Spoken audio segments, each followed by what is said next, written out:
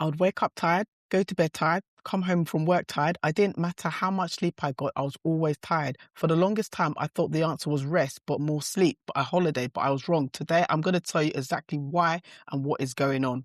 You are listening to Anxious for Nothing with Dimpe, where together we overcome struggles with people pleasing and perfectionism so that we can truly value ourselves and create time to progress in all areas of our lives. I'll be sharing with you my personal experience using agile IT systems for prioritization, especially when family, work, life, health, finances and our faith all collide into one. And most importantly, how to affirm our faith and identity in Christ during the storm, not just after it passes. Join me. This is time management like you've never known it before. Let's get started. Hi sis, thank you so much for tuning in.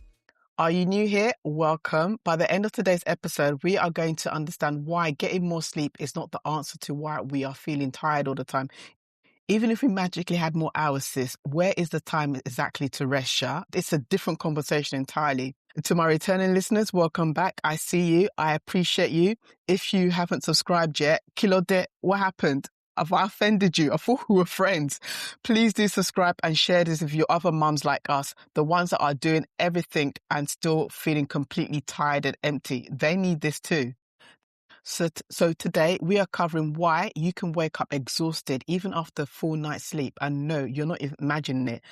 2 hidden causes of exhaustion that affect working mums like us. And then lastly, 1 immediate action you can take today to reduce mental load. It takes 10 minutes to set up. How does that sound? Because if you are sick and tired of being sick and tired, this one is for you.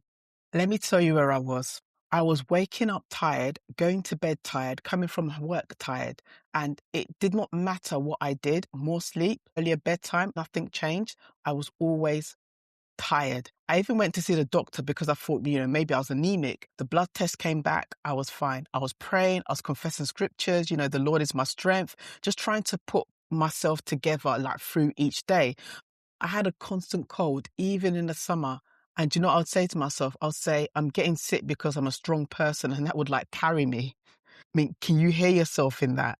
But honestly, I was tired of being tired. And I'm that kind of stubborn person who doesn't like to take medication. I want natural solutions to things. I want to fix the root cause. I wanted energy, real energy, because by the time I got home, cooked dinner, read to the boys, got them to bed, I was absolutely tired. I had nothing left within me. And there was nothing for me, nothing for my plans, nothing for my dreams. I'd wake up the next day, do my Bible study, bath myself, get the boys ready for school, run to work, go to work, come home, cook, bedtime, repeat. No time to think, no time to plan, no time to grow. So I decided to take control of what I could. I got strict about my bedtime. I started doing a bit more exercise, and then I stopped eating junk. Then I thought, you know what, maybe I need a holiday, or maybe I just need to travel somewhere to reset and come back as a new person. But I couldn't find the time to even do that either. Then things started slipping at home. One of the boys came home from school with a letter from the school. I had forgotten to pay the dinner money, and my husband looked at me and said, "You're doing too much. You need to drop some things." And then it hit me because he was right. And I didn't understand why. That's when I started to understand what was really happening. It had nothing to do with my sleep. It was basically mental load. And sis, for us Nigerian mums working full time with kids, church commitments, family back home, and still trying to show up and look like we're holding it all together, the mental load seems normal. The mental load is not normal. It is not just stress. It is heavy and it has a name. So let me break through what is mental load. Mental load is what researchers are calling invisible labor. It's not just doing, it's the managing, the planning, the anticipating, the remembering. It's your child calling out, "Mum, where are my shoes?" Or your husband saying, "Help me remember who we greeted at that party 3 weeks ago." It's knowing everybody's schedule, everybody's preferences, everybody's appointments while carrying your own. And at work, it's knowing how exactly to carry yourself in front of that supervisor who's always watching you and adjusting your tone, managing your energy, performing, composure. that is labor too. And according to research from UCLA Health, mental load causes both physical and mental exhaustion. It disrupts our sleep. It triggers burnout faster than anything else. And over time, it leads to chronic stress and anxiety. And that is just for the average person. For women, we are twice more likely to carry mental load compared to men. Full-time working women carry the bulk of domestic labor, full stop, period. I mean, we're the ones that are organizing the shopping, sorting out the children's homework, remembering which day they need to go on that extracurricular activity, football, swimming, whatever it is. We're also the ones coordinating the visitors that come when family comes to stay. Research from Ruler confirms this, and I want you to hear that, yeah? It's not just all in your head. You are not failing at managing. You are carrying more than your fair share, and your body is having to keep the score.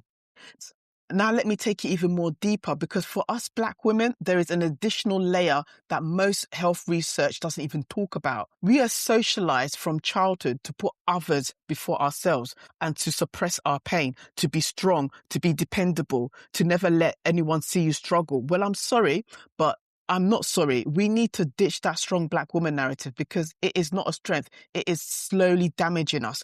Research published via PubMed Central links this chronic suppression to hypertension, diabetes, and accelerated burnout in Black women. This is not abstract. This is our health.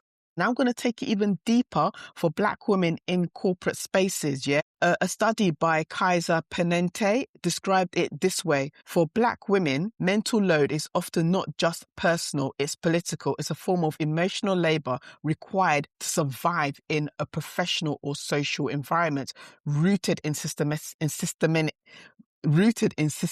pressure. So you are managing your home, you are managing your children, you're managing extended family, including people back home who are needing things from us. You're managing your image at work, and you're also managing emotional weight of being on in an environment where that is not built for you.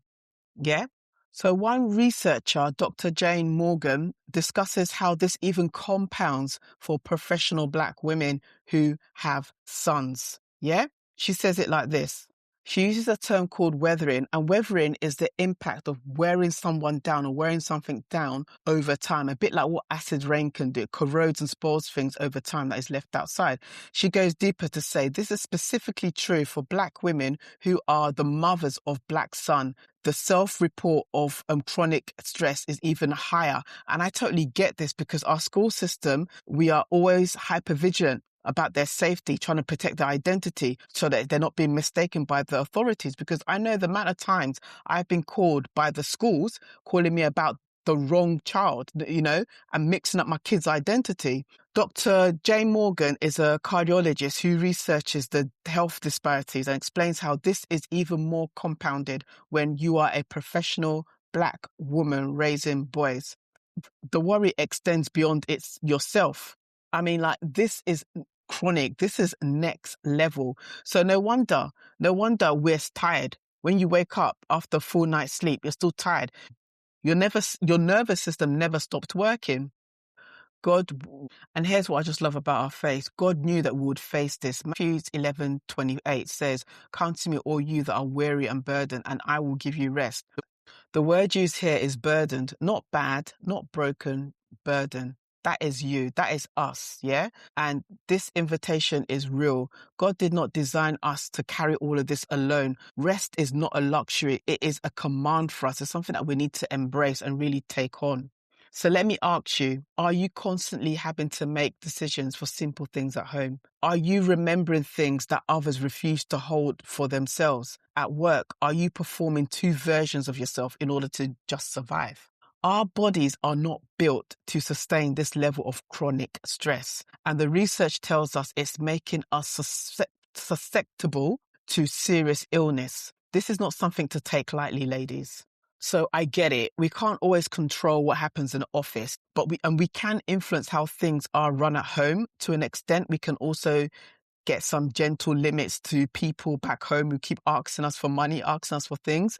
But here is one thing that you have complete control over, and that is your system, specifically reducing decision fatigue. So let me give you one very simple one, something that I use it all the time, something that saves me so much time every single week as it's freed up so much real time in my mind. And it's so simple. It's like a dividend paying stock. You invest in it once and it keeps on paying you. It's having a master shopping list. So every week as a mum, we are making the same decision, what to cook, what to buy, what do we need? We're rewriting the list from scratch, and that costs us more mental energy than we think. So here's what I did. I created one master shopping list in my phone notes. Every single thing that I buy in a month is on this list, everything. And each week, what I just do is I copy and paste that list over. Then I go around the whole house and I delete the things that I already have. That's it. I've also stopped bulk buying because I realized that my boys, these boys, they'll either rush through and eat everything as if there was an abundance, or they'll change their mind and be like, do you know what? I don't want to eat that thing anymore. And the thing will just be there plenty. So the only thing that I bulk buy is like staples, like pepper, prawns, and mixed vegetables. They're the things that I bulk buy. And what that means is that I no longer have to think. I no longer have to be remembering. The list is already there. I just edit it each week. Try this and then come back and tell me in the comments how it worked for you, because I genuinely want to know. Before I go real quick, if you have ever thought about earning from travel, I want you to know that this is exactly what I do. I am an accredited travel agent. I earn commission on every holiday I book, whether it's for a client or for a family or for friends or my own. It was one thing that has generally freed up more financial breathing room for me. The link is in the show notes if you want to know more. Okay, sis, anxious for nothing. Please do not take the fact that you are constantly tired lightly. We have covered real research today. This is your health. Please look into it. Now go and set up that master shopping list that I talked to you about this week and come back to me and tell me how it went. I genuinely want to hear from you. Come and find me on Instagram at Bimpe Anxious for Nothing. Let's build community together. Share your experience. Let me know how you are getting on. And please share this episode with a mum who hasn't admitted that she's struggling yet. She needs this. I'll see you next week. I'm Bimpe, and I want you to remember that you are anxious for nothing.